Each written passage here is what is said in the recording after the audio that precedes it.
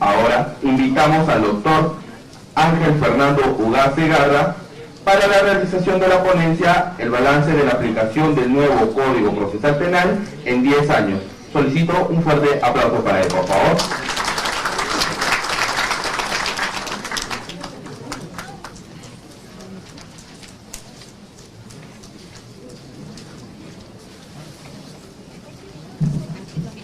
Muy buenas noches, trataré de ser breve.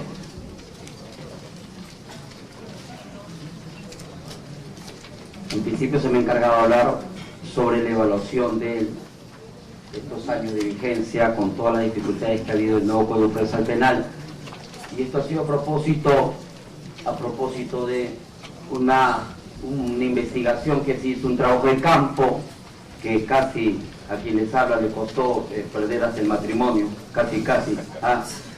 Tuvimos que viajar a Huaura, a Trujillo, a Arequipa, y a otras ciudades, correcto, para trabajar con encuestas, entrevistarnos con algunos presidentes de corte, fiscales decanos, jueces liquidadores, jueces investigadores, y entonces también, ¿cierto?, con funcionarios que tenían que ver con el archivo y otros niveles, ¿cierto?, porque siempre los números, ahí decía algún libro que vi, cómo engañar con las estadísticas, ¿no?, ¿cierto? Y entonces este trabajo de campo debía incluir este tipo de análisis materialmente. Entonces, ante la entrada, correcto, en vigencia el nuevo Código Procesal Penal en el Distrito de Lima, se trató de evaluar cómo es que iba andando el nuevo Código Procesal Penal en la cancha, y es a propósito de ello que para tratar de que se puedan formalizar algunos protocolos, es que la Secretaría Técnica y Comisión de Justicia y la Consultoría de Beris trabajó este material. Y trato de presentar. En síntesis, ¿qué es lo que se encontró? Algunos problemas de descarga y liquidación. Muchos de nosotros que somos, digamos, los abogados de pie, los jueces, los fiscales, detrás de unas políticas de implementación de reforma, es necesario saber la diferencia entre una descarga y una liquidación, ¿no? Cuando entra un nuevo Código Procesal Penal, que no es todos los días, correcto, debemos tener presente que cuando inicia un nuevo código es como el nacimiento de un nuevo código, ¿cierto? Pero hay que matar al anterior. Debe haber algún punto donde el código muera verdaderamente. Y ese proceso, para llegar a ese punto culminante, correcto, ese momento cero de inicio del nuevo código en su totalidad, debe merecer un nivel de descarga que permita esa liquidación del código. No es cualquier muerte, correcto. Detrás de esa muerte tiene muchísimos expedientes, muchísima carga, mucha historia, y hay que saber matar. Desde esa perspectiva, se encontraron que en la implementación del nuevo código, mis queridos amigos, nos encontramos que existía un nivel correcto de problemática de carga parcial, creación o prórroga, por ejemplo, de órganos, ¿no? Generación de algunos juzgados de carácter liquidadores, una implementación de carácter coyuntural, algunos días de existencia para algunos, y para otros, recién con 2 o 3 días de entrada en vigencia, recién se estaban, por decirlo así, poniéndose las pilas para verificar estos extremos. Esto nos revelaba que no existía una verdadera política de descarga y liquidación para con el país. Más allá de que sea Lima una de las últimas entidades y sea progresivo, no basta entablar ese panorama para la implementación de un nuevo código. Había que dotar en la ciudad de Trujillo o en algunas otras ciudades importantes del país de los mecanismos necesarios con anticipación para que esto se dé.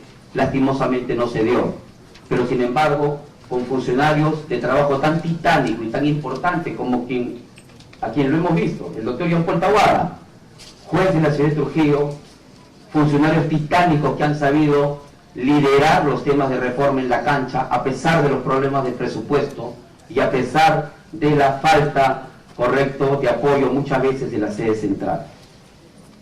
Teníamos otros tipos también de problemáticas, los niveles de descarga y liquidación aislados, ¿no? Iniciativa de jueces en la implementación de prácticas en el nuevo Código Procesal Penal, como organización de ausencias, la oralidad, y encima, quien dice, y encima del caballo tratar de experimentar estas implementaciones. También sectorizada, una política de descarga por parte de la Fiscalía y quizás en algunas ciudades una política distinta por parte del órgano jurisdiccional. Sumado a ello, el trabajo de descoordinación en algunos casos también traía ciertas complicaciones. ¿Qué decir de la inconectividad en relación a las metas que se entablaban? Una cosa es la creación de los nuevos juzgados de investigación preparatoria, ¿correcto? Y para ello tienen que comenzar con una carga, por decir, cero, pero por otro lado, amigos, se tenía que dotar a los juzgados de liquidación, ¿correcto?, de la determinada logística para que poco a poco comiencen, ¿correcto?, a procesar estos expedientes que están quedando. Bueno, lo cierto es que conforme se iba incrementando la carga, se iba eliminando también juzgados de liquidación. Y al momento de estar eliminando los juzgados de liquidación, se iban aumentando jueces de investigación preparatoria. Y una de las muestras estadísticas eran, mire, estamos al año, a los 2 años ya del nuevo código, y tenemos 5 jueces de investigación preparatoria y uno solo juez de liquidación. ¿Qué es lo que se presenta en primera impresión? Como que se está existiendo, ¿qué cosa? ¿Correcto? Se está matando ya los anteriores casos, ¿cierto? No, lo que pasaba es que al comienzo habían 5 juzgados de liquidación y la carga del quinto pasaba al cuarto cuando pasaba a ser juez de investigación. La carga del tercero pasaba al segundo, y así el último juzgado de liquidación, uno lo buscaba al juez, y el juez era encontrado luego de 15 edificios de expedientes que se encontraban en su despacho. Entonces existe la necesidad de políticas y estrategias de descarga y liquidación que permitan la implementación normativa de un sistema integral, eficiente y eficaz, superando la experiencia actual a propósito de la dotación y la implementación del nuevo Código Procesal Penal a todo el país a cara de Lima. Algunas ideas acá estamos tratando de precisar, ¿correcto? 1. Mecanismo de segmentación por tipologías de procesos, ¿correcto? Hermosa experiencia, por ejemplo, allá en Trujillo, jueces como el doctor Víctor Burgos, tomado experiencias del antiguo código mezclado con el nuevo código. Muchos de nosotros con el antiguo código, ¿cuántos casos hemos visto donde de oficio se mata un caso? Oficio, excepción de improcedencia de acción. Muy pocas veces, ¿no? ¿O cuántas veces ustedes han visto que de oficio se daba la libertad? Decían, ¿y yo por qué puedo dar de oficio? No voy a pensar la contraparte que le estoy dando la libertad por algún interés. ¿Cierto? Entonces, todas esas herramientas de oficio que muchas veces el juez, por falta de liderazgo, ¿correcto?, y por falta de una visión sistémica del proceso, no se archivaban los casos, no se prescribían de oficio, etcétera, ¿correcto? Todo esto se comenzó a dotar de oficio en el sistema de Trujillo y rápidamente se comenzó a descargar y a desconcentrar este sistema en Trujillo. Elaboración de protocolos institucionales. Para la elaboración de protocolos y para tratar de hacer más eficiente el sistema es necesario la cooperación y el trabajo conjunto entre Fiscalía y Policía. ¿Cuántas veces no hemos visto que para una mayor prontitud la Policía tenía RPC y la Fiscalía tenía RPM? Díganme si no eran necesarios los protocolos. ¿Ah? Díganme si no era necesario un momento de silencio y que se miren a los ojos estas dos instituciones para en verdad entender la eficiencia. Las buenas prácticas que contravienen la legislación deben ser implementadas siempre que favorezcan los procesos de descarga y liquidación y tratando de aprovechar, ¿cierto?, al máximo las mejoras del antiguo código también. Se debe de aplicar la normativa del nuevo Código Procesal Penal como mecanismo práctico para la descarga y liquidación en los procesos seguidos con el antiguo código, ¿correcto? Algunas referencias que se dedicaron en el protocolo: competencias y correspondencia territorial entre unidades y dependencias, cualificar los temas de recursos humanos, sinceramiento de la carga procesal, diagnóstico situacional, identificación de problemáticas específicas, ¿no? Fijación de nuevos estándares en tiempo y producción, comunicación de los resultados obtenidos, acuerdos, ¿correcto?, y acciones correctivas. En lo relativo a la liquidación, elaboración de un inventario sobre los procesos pendientes a liquidar. Mucho vamos a recordar como un juez en Arequipa, por ejemplo, el liquidador, luego de haber pasado, se quedó el juez de Arequipa liquidador, era el último juez. Ya los 5 jueces liquidadores que lo acompañaban, correcto, se habían ido a ser jueces de investigación preparatoria. Y este juez se le ocurrió una idea, decía: tanto contumaz, no puedo matar estos procesos. Se le ocurrió enviar una lista al penal. El 90% de los contumaces estaban presos.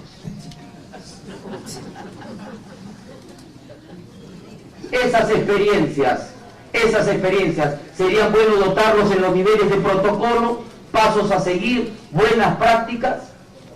Para eso se necesitan los protocolos, para consensuar estas ideas, ¿correcto?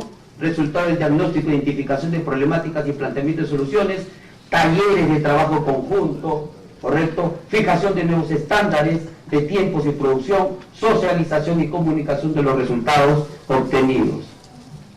Ahora pasemos a algunas problemáticas evidenciadas en el trabajo de campo de la investigación preparatoria. Problemáticas en la investigación conjunta PNP-Ministerio Público.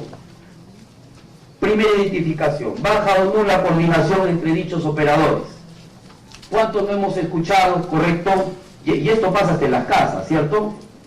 Cuando el hijo escucha discutir a veces al papá y mamá: papá, ¿por qué discutes? Por tu mamá, ¿cierto? Mamá, ¿por qué discutes? Por tu papá. Cuando uno va a la fiscalía, ¿de quién es el problema? Del policía. Uno va a la policía, ¿de quién es el problema? Del fiscal. Es que el otro tenía 24/24 y el otro trabajaba todo el día, y el que estaba de madrugada decía: ¿dónde está el fiscal que no trabaja? Y el fiscal que trabajaba llamaba: ¿y dónde está ese policía? Va a venir pasado mañana. ¿Problemas de confianza? Sí. Habían ciudades, fiscalías de Arequipa, por ejemplo, habían algunas fiscalías donde tenían más del 90% de la carga. Miren, casi el 95% de la carga lo tenía la fiscalía. ¿Por qué no trabajan con la policía? Fuimos a entrevistarnos con la policía. Una máquina de escribir, la policía, la unidad, y esto, ojo, en Huaura también, en Huaura también, correcto, símbolo de la reforma. Comisaría de Huaura, un solo policía adentro, una sola computadora. No tengo temor de decir la verdad, amigos.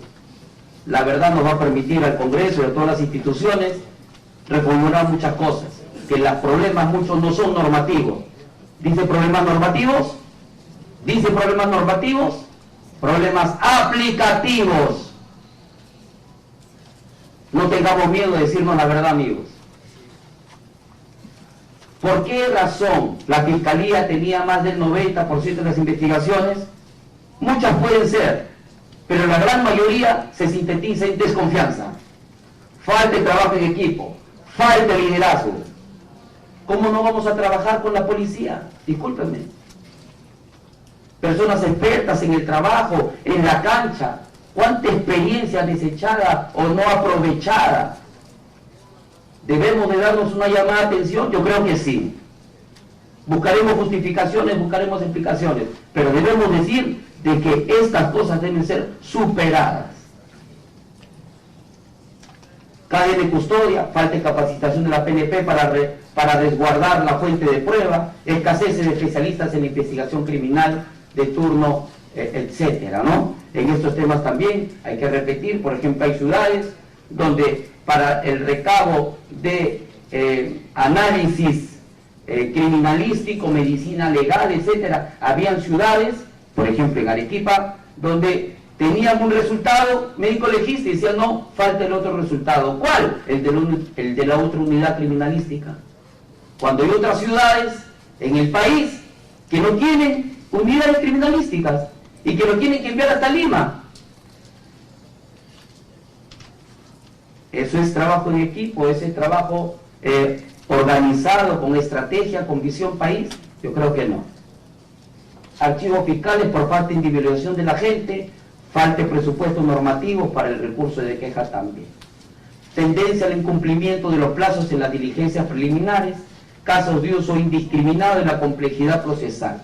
En verdad, este tema de la complejidad procesal, yo les podría citar Montero Aroca, Jimeno Sendra, no sé si Roxin, por ahí, no sé quién, jurisprudencia del Tribunal Constitucional, etc. Pero la verdad que mi hija me dice, papá, mira, por favor, anda, compra no sé qué cosa. Yo voy al mercado, que está a 5 minutos, y le estoy llamando a mi hijita 10 veces. Oye, ¿el azúcar de qué color? ¿Y cuánto de azúcar? ¿Y cómo es esto? ¿El encargo es complejo o yo soy el complejo? ¿Cuántas veces hay casos que no son complejos? ¿Saben qué significa eso? Que el caso lo acomplejamos. Es que yo soy muy complejo, con determinada distinción aristocrática al Oscar Wilde quizás podríamos afirmar. Pero ¿saben qué? Cuando eso ya trae problemas de que existen muchas investigaciones donde declaran complejo 7 veces un caso, discúlpame, se declara complejo 20 días más, segundo complejo 10 días más, tercera resolución de complejidad 5 días más, discúlpame, no existen esos niveles de complejidad. Y si es tan complejo, no le puedes dar 5 días. Porque si no sería de otra manera. Tendencias al incumplimiento de plazo, disposición de formalización y continuación de la investigación preparatoria, falta de motivación en determinados requerimientos, ¿no? De la utilización de formatos. Bueno, y para eso también se aportó algunos protocolos de trabajo conjunto de parte del Ministerio Público y de la Policía, un trabajo principalmente de equipo, de liderazgo, definición del ámbito territorial y organizacional, coordinación y colaboración mutua, predictibilidad en labores de investigación y administrativa, además algunos protocolos específicos sobre control de identidad, intervenciones en casos de flagrancia, y protocolos de protección y aislamiento y cierre de la escena del delito. ¿Correcto? Luego también se trabajó algunos análisis de problemáticas, ¿correcto?, de audiencias. Y bueno, se observaron muchísimas experiencias. Habían juzgados de investigación preparatoria donde se señalaba a primera hora una prisión preventiva, segundo el juicio tal y tercero una tutela. La verdad que muchos de este tipo de organizaciones de agenda judicial no funcionaban, esa es la verdad, porque ya el juicio se extendía demasiado o ya la separación de la primera audiencia que se había destinado 4 horas terminaba en 10 minutos por falta la presencia de una de las personas, los sujetos procesales. Y entonces la problemática era cómo es que se hace un tipo de agenda judicial de audiencias, ¿no?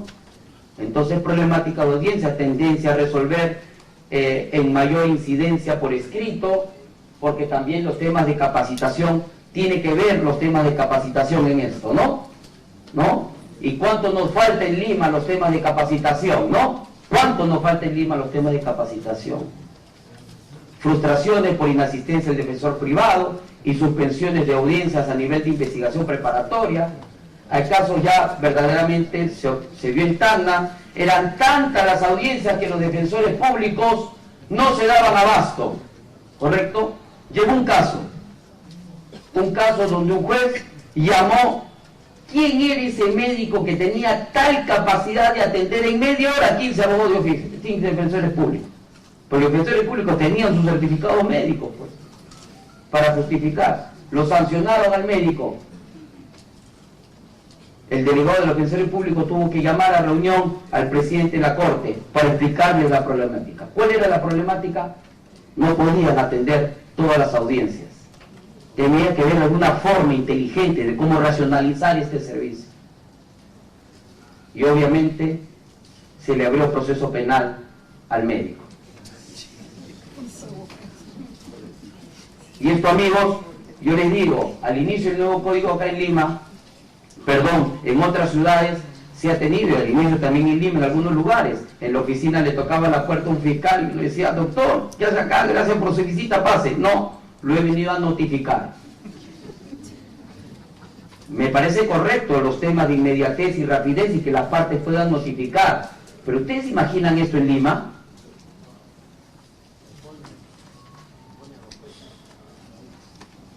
¿Correcto?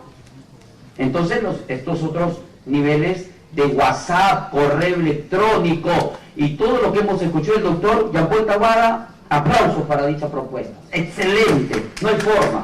En realidad tenemos que evolucionar nuestro sistema de justicia. Transcripciones de audiencia, esta problemática se repite en todas las etapas del proceso, ya se ha ido mejorando esto también en relación a los resúmenes. Inadecuada dirección de las audiencias, se repiten en todas las etapas del proceso también. Convenciones probatorias que se tenían que llevar en la etapa intermedia, se llevaban al inicio del juicio. Por ejemplo, ¿por qué? En Puno, por ejemplo, se decía, porque la convención probatoria implica, entre otras razones, disposición del hecho. Las partes convienen que determinados hechos y pruebas no necesitan ser llevadas a juicio.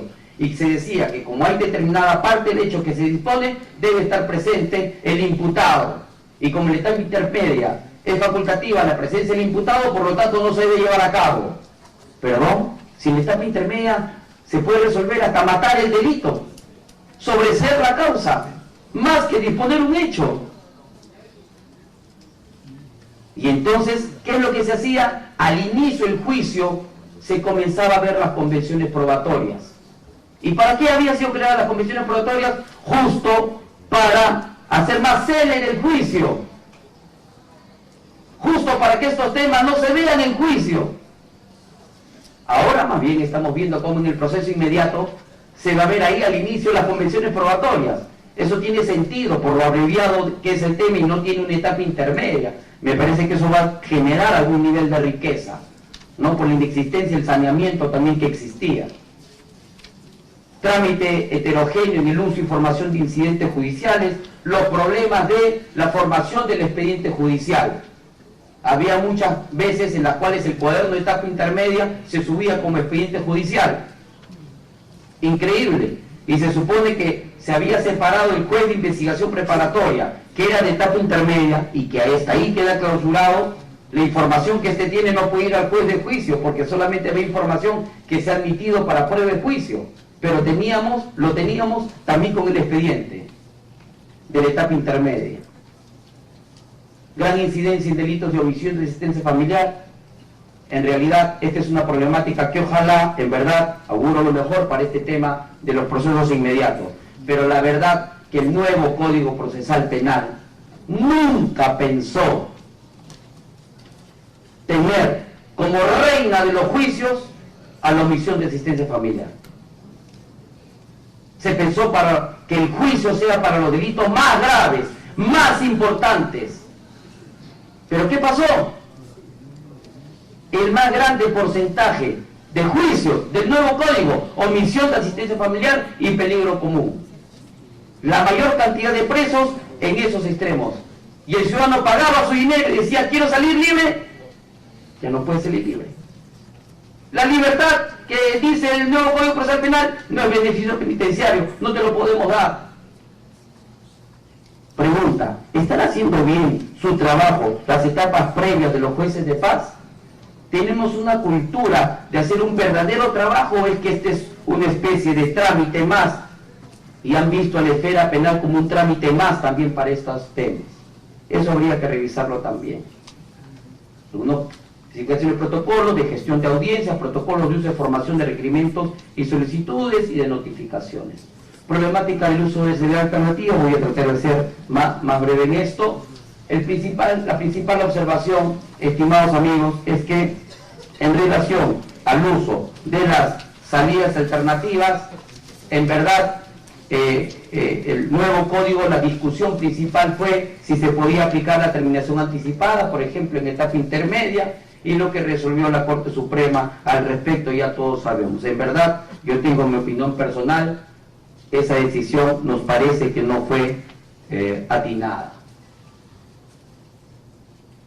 Muchos casos que se debieron culminar a esa etapa llegan a nivel de juicio, y a nivel de juicio se opta por la conclusión anticipada, pero uno se supone que era, entre otras razones, un mecanismo para desjudicializar. ¿Qué significa proyectarnos un juicio? ¿Cuánto cuesta un asistente? ¿Cuánto cuesta un juez? ¿Cuánto cuesta un fiscal? ¿Cuánto cuesta el abogado? ¿Cuánto cuesta todo esto? ¿Tenemos un valor sobre la economía de lo que significa esta reforma? Cuando esto quizás se pudo acabar antes en etapa intermedia. Ojo, que la conclusión anticipada y la terminación anticipada tienen más o menos el mismo objeto. El objeto es pena y reparación civil. Sentémonos y acordémonos. ¿Cuál es la diferencia? La diferencia es que una se hace al inicio del juicio y la otra se hace en etapa intermedia. Pero no se puede hacer ahora terminación en etapa intermedia. Algunos jueces valientes lo implementan. Entonces, ¿cuál es el análisis económico en relación a este extremo? Lo otro es que no se supone que solamente el 20% tenía que llegar, 30% máximo, no lo sé, a juicio. No se supone que solamente debería llegar a esos casos y todo el resto tratar de salirlos de alguna otra manera con salidas alternativas. Pregunto, ¿cómo es el diseño y la lógica del sistema? ¿Hemos hecho qué cosa? Litigación, técnicas de litigación oral. Me parece extraordinario. Diseño de qué? De locales para los juicios. Me parece excelente. Locales para las audiencias de etapa de interlocutorias. Extraordinario. Pregunta, ¿en qué lugar se van a hacer la terminación anticipada, la transacción, la conciliación penal en principio de oportunidad, la conformidad? ¿En qué lugar se va a hacer? ¿En el mismo lugar donde se litiga con la cruz? ¿O debe haber algunos escenarios que permitan el consenso entre las partes? ¿No se supone que ese es el espacio ideal donde las partes deben encontrar algún encuentro entre ellas? ¿Hemos tenido una lógica con respecto a eso para la reforma? Yo pienso que no. Tampoco decir sobre la falta de capacitación en relación a técnicas de negociación penal.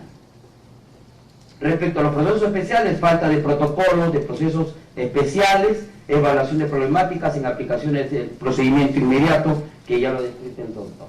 Algunos protocolos, que si oportunidad, se ha tratado de ensayar alguna de estas. Problemas de etapa intermedia, hemos dicho, problemas aplicativos en el juicio oral, trámite heterogéneo de la conformación del cuaderno de debate y del expediente judicial, cruce de audiencias y suspensiones, colegiados a veces lo hacen unipersonales, no se define quién realiza la notificación a órganos de prueba, el Ministerio Público o el Poder Judicial, porque se dice que solamente coadyuva, no tenían muy claro este extremo, los problemas de la ausencia y contumacia, etc.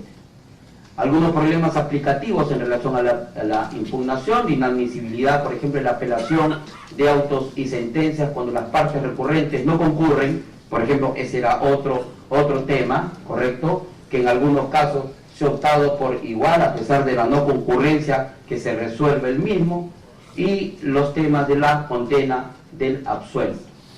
Revocatoria de la condicionalidad de la pena también se dieron en muchos casos. No hay un criterio para definir quién controla la ejecución de la pena. No se sabía si era el mismo que había emitido o el juez de investigación preparatoria. Y el problema de la libertad anticipada para todos esos omisos que habían sido llevados a prisión correcto, y que no habían tenido la capacidad ni la discusión para pagarlos a niveles de los juzgados de paz. Problemas aplicativos en relación a la gestión. No se ha mantenido una homogeneidad en la planificación y estrategia a cara de la carga cero. Debe aprobarse un sistema de implementación basado en la evaluación de la justicia penal en el Código Procesal Penal. La información sectorial debe ser siempre retroalimentada para la toma de decisiones. Actualmente solo el Ministerio Público responde a esta necesidad de una información verdaderamente envidiable. Muchas gracias.